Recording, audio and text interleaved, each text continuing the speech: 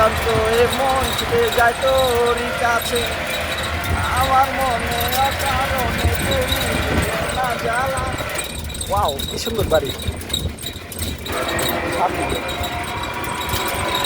সময় পেলে জীবনে অত কিছু চাই না। জ্বালা।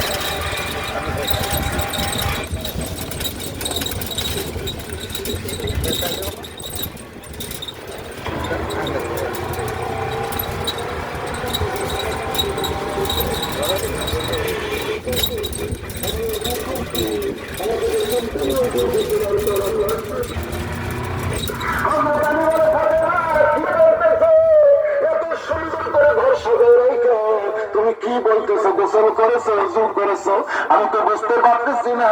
আমার স্বামী গো, আল্লাহ রাস্তায় মাফ করে দেন।